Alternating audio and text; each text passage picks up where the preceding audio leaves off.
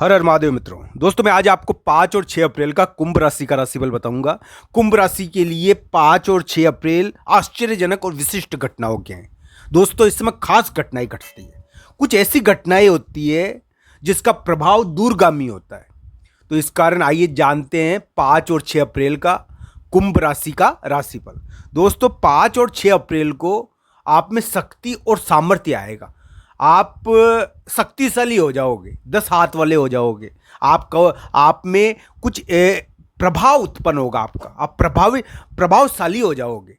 तो आपको अपने इस प्रभाव का उपयोग बुद्धि से करना है, आक्रामकता से नहीं करना है। आप इस समय अपने शत्रुओं को सबक सिखा सकते हो, बदला ले सकते हो। आप में कुछ शक्ति और सामर्थ्य आएगा। आपको पद भी मिल सकता है। इस समय व्यक्ति को मौका मिलता है कुछ करने का, कुछ सामर्थ्य दिखाने का मौका मिलता है।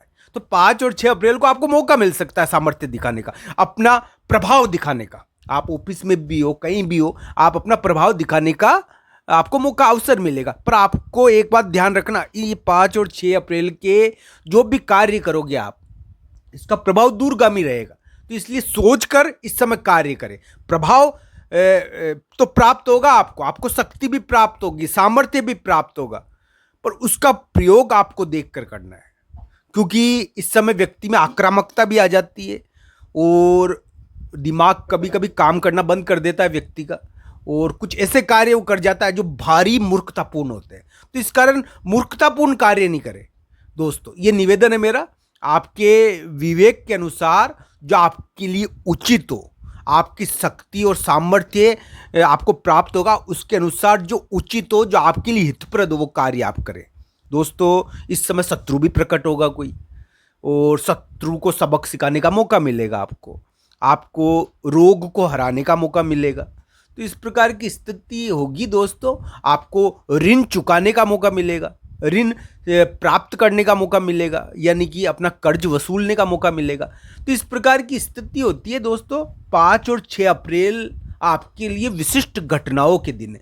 आप में शक्ति और सामर्थ्य आएगा, आप प्रभावशाली हो जाओगे, पर आपके स्वास्थ्य का आपको ध्यान रखना है। क्योंकि इस समय व्यक्ति स्वास्थ्य के प्रति थोड़ा लापरवाह हो जाता है, और उसमें थोड़ा ऊर्जा आती है ना, तो वो इस वजह से स्वास्थ्य गड़बड़ा जाता है।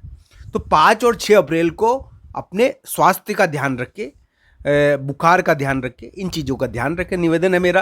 क्योंकि 5 और 6 अप्रैल ऊर्जावान है, सामर्थ्यवान दिन है, पर स्वास्थ्य के लिए थोड़ा सा प्रतिकूल है। क्योंकि इस समय व्यक्ति में ऊर्जा आती है, उसको ईश्वर का आशीर्वाद मिलता है दोस्तों। तो इस कारण 5 और 6 अप्रैल आप कुछ विशिष्ट कार्य कर सकते हो, कुछ ऐसे कार्य जिसका प्रभाव दूरगामी होगा। इन कार्यों को आप अंजाम दे सकते हो। मित्रों आपको विचार शक्ति पर नियंत्रण रखना है। इस समय कल्पना शक्ति अत्यधिक बढ़ जाती है, विचार बहुत आते हैं। व्यक्ति अपने बहुत पुराने घटनाओं को भी सोचता है, बेवजह सोच के परेशान होता है। सोचना तो बिल्कुल नहीं है अपने बारे में। शत्रु के बारे में चिंतन कर करके नष्ट नहीं होना है, और शत्रु के बारे में चिंतन नहीं करना है। उसको कहते हैं ना, शत्रु के बारे में सोचते हैं तो उसका आयु बढ़ जाती है, उसका बल बढ़ जाता है, तो उसके बारे में नहीं सोचना। तो इस कारण अपने पक्ष के बारे में सोचो, अपने कार्यों के बारे में सोचो, अपने ऋण निकालने के कार्यों के बारे में मत सोचो। इजी रहो, और आप में कुछ विशिष्टता भी आएगी। कोर्ट केस या कानूनी मामलों में आपका प्रभाव उत्पन्न होगा।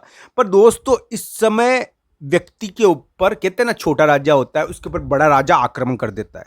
तो इस समय आपके ऊपर, यानी कि एक तरह से दूसरा प्रभाव उत्पन्न आपके ऊपर, एकदम आपको दबाने की कोशिश करेगा। तो आपको दबाने की कोशिश करेगा, तो आप उसको हरा दोगे, चाहे वो कितना भी ताकतवर हो। आपके ऊपर प्रेशराइज करने की कोई कोशिश कर सकता है इस समय। 5 और 6 अप्रैल को आपको प्रेशराइज करने की कोशिश भी कर सकते हैं, पर आप में शक्ति और सामर्थ्य रहेगा। अचानक आप उसका प्रतिरोध करके उसको हरा दोगे। तो इस प्रकार की स्थिति भी उत्पन्न हो सकती है 5 और 6 अप्रैल को। 5 और 6 अप्रैल विशिष्ट घटनाओं के दिन है।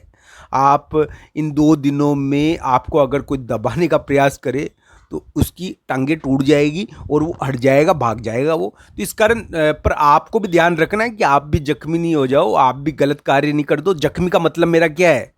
जख्मी का मतलब है कुछ प्रतिकूल कार्य जिससे आपकी हानि हो। आपके शत्रु बन जाए, आपको धनहानि हो जाए, इस प्रकार के कार्य आपको नहीं करने। आपको विवेक का इस्तेमाल करना है, प्रभु का स्मरण करना है, प्रभु का स्मरण करना है, आध्यात्मिक रहना है, भगवान की आरती जरूर करना है।